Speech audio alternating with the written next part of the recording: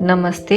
आइए सुनते हैं कथा सम्राट मुंशी प्रेमचंद की लिखी कहानी रामलीला। इधर एक मुद्दत से रामलीला देखने नहीं गया। बंदरों के भद्दे चेहरे लगाए, आधी टांगों का पजामा और काले रंग का ऊंचा कुर्ता पहने आदमियों को दौड़ते हू करते देखकर अब हंसी आती है, मजा नहीं आता। काशी की लीला जगत विख्यात है, सुना है लोग दूर दूर से देखने आते हैं। मैं भी बड़े शौक से गया, पर मुझे तो वहाँ की लीला और किसी वज्र देहात की लीला में कोई अंतर न दिखाई दिया। हाँ, रामनगर की लीला में कुछ साज सामान अच्छे हैं। राक्षसों और बंदरों के चेहरे पीतल के हैं, गदाएं भी पीतल की हैं। कदाचित वनवासी भ्राताओं के मुकुट सच्चे काम के हों, लेकिन साज सामान के सिवा वहाँ भी वही हू के सिवा और कुछ नहीं। फिर भी लाखों आदमियों की भीड़ लगी रहती। लेकिन एक जमाना वह था जब मुझे भी रामलीला में आनंद आता था। आनंद तो बहुत हल्का सा शब्द है, वह आनंद उन्माद से कम न था। संयोगवश उन दिनों मेरे घर से बहुत थोड़ी दूर पर रामलीला का मैदान था, और जिस घर में लीला पात्रों का रूप रंग भरा जाता था वह तो मेरे घर से बिल्कुल मिला हुआ था।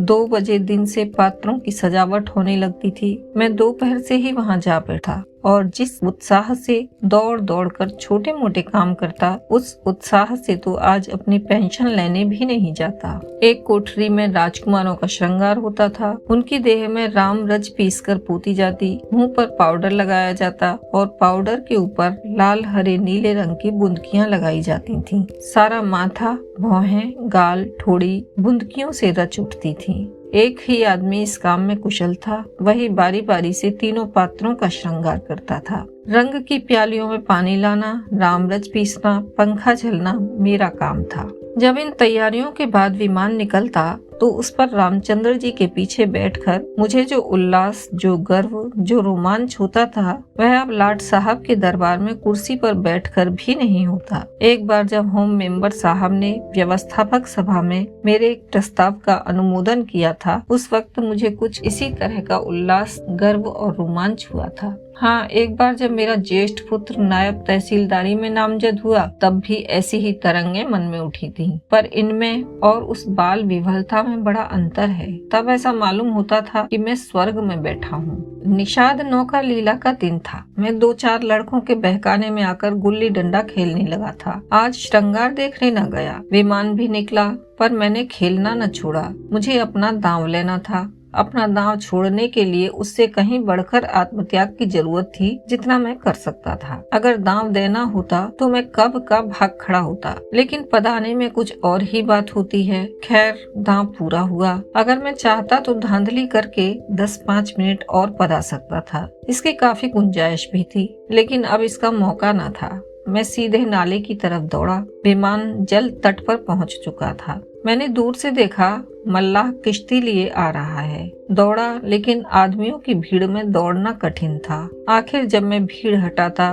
प्राणपण से आगे बढ़ता, घाट पर पहुंचा तो निषाद अपनी नौका खोल चुका था। रामचंद्र पर मेरी कितनी श्रद्धा थी। अपने पाठ की चिंता न करके उन्हें पढ़ा दिया करता था, जिससे वह फेल न हो जाएं। मुझसे उम्र ज्यादा होने पर भी वह नीची कक्षा में पढ़ते थे, लेकिन वही रामचंद्र नौका पर बैठे इस तरह मुंह फेरे चले जाते थे, मानो मुझसे जान पहचान ही नहीं। नकल में भी असल की कुछ न कुछ बू आ ही जाती है। भक्तों पर जिनकी निगाह सदा ही तीखी रही है, वह मुझे क्यों उबारते। मैं विकल होकर उस बछड़े की भांति कूदने लगा, जिसकी गर्दन पर पहली बार जुआ रखा गया हो। कभी लपक कर नाले की ओर जाता, कभी किसी सहायक की खोज में पीछे की तरफ दौड़ता, पर सब की सब अपनी धुन में मस्त थी। मेरी चीख पुकार किसी के कानों तक न पहुंची। तब से बड़ी बड़ी विपत्तियां झेली, पर उस समय जितना दुख हुआ उतना फिर कभी नहीं हुआ। मैंने निश्चय किया था कि अब रामचंद्र से न कभी बोलूंगा, न कभी खाने की कोई चीज ही दूंगा। लेकिन ज्यों ही नाले को पार करके वह पुल की ओर लौटे, मैं दौड़कर विमान पर चढ़ गया और ऐसा खुश हुआ मानो कोई बात ही न हुई थी। रामलीला समाप्त हो गई थी। राजगद्दी होने वाली थी, पर न जाने क्यों देर हो रही थी। शायद चंदा कम वसूल हुआ था। रामचंद्र की इन दिनों कोई बात भी न पूछता था। न घर ही जाने की छुट्टी मिलती थी, न भोजन का ही प्रबंध होता था। चौधरी साहब के यहाँ से एक सीधा कोई 3 बजे दिन को मिलता था। बाकी सारे दिन कोई पाने को नहीं पूछता। लेकिन मेरी श्रद्धा अभी तक ज्यों की त्यों थी। मेरी दृष्टि में वह अब भी रामचंद्र ही थे। घर पर मुझे खाने की कोई चीज मिलती, वह लेकर रामचंद्र को दे आता। उन्हें खिलाने में मुझे जितना आनंद मिलता था, उतना आप खा जाने में कभी न मिलता। कोई मिठाई या फल पाते ही मैं बेतहाशा चौपाल की ओर दौड़ता। अगर रामचंद्र वहाँ न मिलते तो उन्हें चारों ओर तलाश करता, और जब तक वह चीज उन्हें नहीं खिला देता मुझे चैन न आता था। खैर, राजगद्दी का दिन आया। रामलीला के मैदान में एक बड़ा सा शामियाना ताना गया। उसकी खूब सजावट की गई। वेश्याओं के दल भी आ पहुँचे। शाम को रामचंद्र की सवारी निकली और प्रत्येक द्वार पर उनकी आरती उतारी गई। श्रद्धानुसार किसी ने रुपए दिए, किसी ने पैसे। मेरे पिता पुलिस के आदमी थे, इसलिए उन्होंने बिना कुछ दिए ही आरती उतारी। उस वक्त मुझे जितनी लज्जा आई उसे बयान नहीं कर सकता। मेरे पास उस वक्त संयोग से 1 रुपया था। मेरे मामा जी दशहरे के पहले आए थे और मुझे 1 रुपया दे गए थे। उस रुपए को मैंने रख छोड़ा था। दशहरे के दिन भी उसे खर्च न कर सका। मैंने तुरंत वह रुपया लाकर आरती की थाली में डाल दिया। पिताजी मेरी ओर कुपित नेत्रों से देखते रह गए। उन्होंने कुछ कहा तो नहीं, लेकिन मुंह ऐसा बना लिया जिससे प्रकट होता था कि मेरी इस धृष्टता से उनके रौब में बट्टा लग गया। रात के 10 बजते बजते यह परिक्रमा पूरी हुई। आरती की थाली रुपयों और पैसों से भरी हुई थी। ठीक तो नहीं कह सकता, मगर अब ऐसा अनुमान होता है कि 400-500 रुपयों से कम न थे। चौधरी साहब इनसे कुछ ज्यादा ही खर्च कर चुके थे। उन्हें इसकी बड़ी फिक्र हुई कि किसी तरह कम से कम 200 रुपए और वसूल हो जाएं। और इसकी सबसे अच्छी तरकीब उन्हें यही मालूम हुई कि वेश्याओं द्वारा महफिल में वसूली हो। जब लोग आकर बैठ जाएं और महफिल का रंग जम जाए तो आबादी जान रसिक जनों की कलाइयां पकड़ पकड़ कर ऐसे हाव भाव दिखाएं कि लोग शर्माते शर्माते भी कुछ न कुछ दे ही मरे। आबादी जान और चौधरी साहब में सलाह होने लगी। मैं संयोग से उन दोनों प्राणियों की बातें सुन रहा था। चौधरी साहब ने समझा होगा यह लौंडा क्या मतलब समझेगा, पर यहाँ ईश्वर की दया से अक्ल के पुतले थे। सारी दास्तान समझ में आती जाती थी। चौधरी, सुनो आबादी जान, यह तुम्हारी ज्यादती है। हमारा और तुम्हारा कोई पहला साबिका तो है नहीं। ईश्वर ने चाहा तो यहाँ हमेशा तुम्हारा आना जाना लगा रहेगा। अब की चंदा बहुत कम आया, नहीं तो मैं तुमसे इतना इसरार न करता। आबादी, आप मुझसे भी जमींदारी चाले चलते हैं क्यों? मगर यहाँ हुजूर की दाल न गलेगी। वाह, रुपए तो मैं वसूल करूं और मूंछों पर ताव आप दें। कमाई का अच्छा ढंग निकाला है। इस कमाई से तो वाकई आप थोड़े दिनों में राजा हो जाएंगे। उसके सामने जमींदारी झक मारेगी। बस कल ही से एक चकला खोल लीजिए, खुदा की कसम माला माल हो जाइएगा। चौधरी, तुम दिल लगी करती हो और यहाँ काफिया तंग हो रहा है। आबादी, तो आप भी तो मुझी से उस्तादी करते हैं। यहाँ आप जैसे काइयों को रोज उंगलियों पर नचाती हूँ। चौधरी, आखिर तुम्हारी मंशा क्या है? आबादी, जो कुछ वसूल करूँ उसमें आधा मेरा आधा आपका। लाइए हाथ मारिए। चौधरी, यही सही। आबादी, तो पहले मेरे 100 रुपए गिन दीजिए, पीछे से आप असलट करने लगेंगे। चौधरी, यह भी लोगी और वह भी? आबादी, अच्छा, तो क्या आप समझते थे कि अपनी उजरत छोड़ दूंगी? वाह हरी आपकी समझ, खूब, क्यों न हो। दीवाना बकारे दरवेश होशियार। चौधरी, तो क्या तुमने दोहरी फीस लेने की ठानी है? आबादी, अगर आपको 100 दफे गरज हो तो, वरना मेरे 100 रुपए तो कहीं गए ही नहीं। मुझे क्या कुत्ते ने काटा है जो लोगों की जेब में हाथ डालती फिरूं?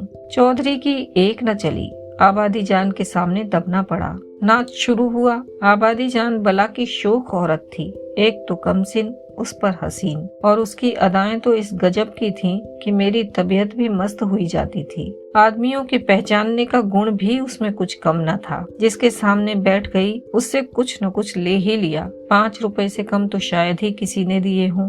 पिताजी के सामने भी वह बैठी। मैं मारे शर्म के गड़ गया। जब उसने उनकी कलाई पकड़ी तब तो मैं सहम उठा। मुझे यकीन था कि पिताजी उसका हाथ झटक देंगे और शायद दुत्कार भी दें, किंतु यह क्या हो रहा है? ईश्वर, मेरी आंखें धोखा तो नहीं खा रही हैं? पिताजी मूंछों में हंस रहे हैं। ऐसी मृदु हंसी उनके चेहरे पर मैंने कभी नहीं देखी थी। उनकी आंखों से अनुराग टपका पड़ता था।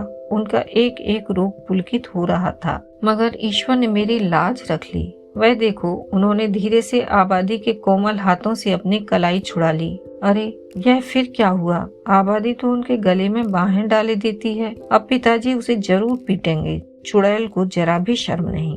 एक महाशय ने मुस्कुराकर कहा, यहाँ तुम्हारी दाल न गलेगी आबादी जान, और दरवाजा देखो। बात तो इन महाशय ने मेरे मन की कही और बहुत ही उचित कही, लेकिन न जाने क्यों पिताजी ने उसकी ओर कुपित नेत्रों से देखा और मूंछों पर ताप दिया। मुंह से तो वह कुछ न बोले, पर उनके मुख की आकृति चिल्लाकर सरोष शब्दों में कह रही थी, तू बनिया मुझे समझता क्या है? यहाँ ऐसे अवसर पर जान तर्क निसार करने को तैयार है। रुपए की हकीकत ही क्या? तेरा जी चाहे आजमा ले, तुझसे दूनी रकम न दे डालूं तो मुंह न दिखाऊं। महान आश्चर्य, घोर अनर्थ। अरे जमीन तू फट क्यों नहीं जाती? आकाश तू फट क्यों नहीं पड़ता? अरे मुझे मौत क्यों नहीं आ जाती? पिताजी जेब में हाथ डाल रहे हैं। वह कोई चीज निकाली और सेठ जी को दिखाकर आबादी जान को दे डाली। आह, यह तो अशर्फी है। चारों ओर तालियां बजने लगीं। सेठ जी उल्लू बन गए या पिताजी ने मुंह की खाई, इसका निश्चय मैं नहीं कर सकता। मैंने केवल इतना देखा कि पिताजी ने एक अशर्फी निकालकर आबादी जान को दी। उनकी आंखों में इस समय इतना गर्व युक्त उल्लास था मानो उन्होंने हातिम की कब्र पर लात मारी हो। यही पिताजी हैं जिन्होंने मुझे आरती में 1 रुपया डालते देखकर मेरी ओर इस तरह से देखा था मानो मुझे फाड़ ही खाएंगे। मेरे उस परमोचित व्यवहार से उनके रोब में फर्क आता था और इस समय इस घृणित, कुत्सित और निंदित व्यापार पर गर्व और आनंद से फूले न समाते थे। आबादी जान ने एक मनोहर मुस्कान के साथ पिताजी को सलाम किया और आगे बढ़ी, मगर मुझसे वहाँ न बैठा गया। हमारे शर्म के मेरा मस्तक झुका जाता था। अगर मेरी आंखों देखी बात न होती तो मुझे इस पर कभी एतबार न होता। मैं बाहर जो कुछ देखता सुनता था उसकी रिपोर्ट अम्मा से जरूर करता था, पर इस मामले को मैंने उनसे छिपा रखा। मैं जानता था उन्हें यह बात सुनकर बड़ा दुख होगा। रात भर गाना होता रहा। तबले की धमक मेरे कानों में आ रही थी। जी चाहता था चल कर देखूं, पर साहस न होता था। मैं किसी को मुंह कैसे दिखाऊंगा? कहीं किसी ने पिताजी का जिक्र छेड़ दिया तो मैं क्या करूंगा? प्रातःकाल रामचंद्र की विदाई होने वाली थी। मैं चारपाई से उठते ही आंखें मलता हुआ चौपाल की ओर भागा। डर रहा था कि कहीं रामचंद्र चले न गए हों। पहुंचा तो देखा तवायफों की सवारियां जाने को तैयार हैं। 20 आदमी हसरतनाक मुंह बनाए उन्हें घेरे खड़े हैं। मैंने उनकी ओर आंख तक न उठाई, सीधा रामचंद्र के पास पहुंचा। लक्ष्मण और सीता बैठे रो रहे थे और रामचंद्र खड़े कांधे पर लुटिया डोर डाले उन्हें समझा रहे थे। मेरे सिवा वहाँ और कोई न था। मैंने कुंठित स्वर में रामचंद्र से पूछा, क्या तुम्हारी विदाई हो गई? रामचंद्र, हाँ हो तो गई। हमारी विदाई ही क्या, चौधरी साहब ने कह दिया जाओ, चले जाते हैं। क्या रुपया और कपड़े नहीं मिले? अभी नहीं मिले। चौधरी साहब कहते हैं इस वक्त बचत में रुपए नहीं है,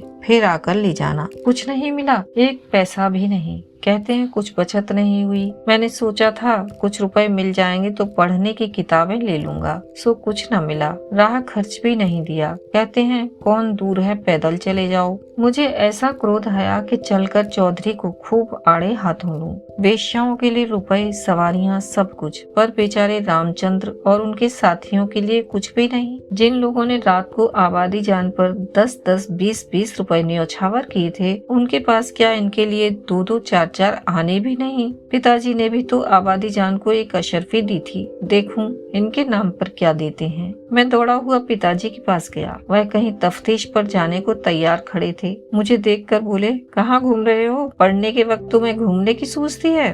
मैंने कहा, गया था चौपाल। रामचंद्र विदा हो रही थी। उन्हें चौधरी साहब ने कुछ नहीं दिया। तो तुम्हें इसकी क्या फिक्र पड़ी है? वह जाएंगे कैसे? पास राह खर्च भी तो नहीं है। क्या कुछ खर्च भी नहीं दिया? यह चौधरी साहब की बेइंसाफी है। आप अगर 2 रुपया दे दें तो मैं उन्हें दे आऊं। इतने में शायद वह घर पहुंच जाएं। पिताजी ने तीव्र दृष्टि से देखकर कहा, जाओ अपनी किताबें देखो, मेरे पास रुपए नहीं है। यह कहकर वह घोड़े पर सवार हो गए। उसी दिन से पिताजी पर से मेरी श्रद्धा उठ गई। मैंने फिर कभी उनकी डांट डपट की परवाह नहीं की। मेरा दिल कहता, आपको मुझको उपदेश देने का कोई अधिकार नहीं है। मुझे उनकी सूरत तक से चिढ़ हो गई। वह जो कहते मैं ठीक उसका उल्टा करता। यद्यपि इसमें मेरी हानि हुई, लेकिन मेरा अंतःकरण उस समय विप्लवकारी विचारों से भरा हुआ था। था। मेरे पास 2 आने पैसे पड़े हुए थे। मैंने पैसे उठा लिए और जाकर शर्माते शर्माते रामचंद्र को दे दिए। उन पैसों को देखकर रामचंद्र को जितना हर्ष हुआ वह मेरे लिए आशातीत था। टूट पड़े मानो प्यासे को पानी मिल गया। यही 2 आने पैसे लेकर तीनों मूर्तियां विदा हुईं। केवल मैं ही उनके साथ कस्बे के बाहर तक पहुंचाने आया। उन्हें विदा करके लौटा तो मेरी आंखें सजल थीं, पर हृदय आनंद से उमड़ा हुआ था। अभी आप सुन रहे थे मुंशी प्रेमचंद की लिखी कहानी रामलीला। आशा है आपको यह कहानी पसंद आई होगी। आप ऐसी ही और कहानियाँ सुनना चाहते हैं तो कृपया चैनल को सब्सक्राइब करें। नवीनतम कहानियों के लिए घंटी के बटन को दबाएं। कमेंट अवश्य करें। आपका कोई सुझाव है या फिर कोई विशेष कहानी सुनना चाहते हैं तो वह भी कमेंट बॉक्स में लिखें।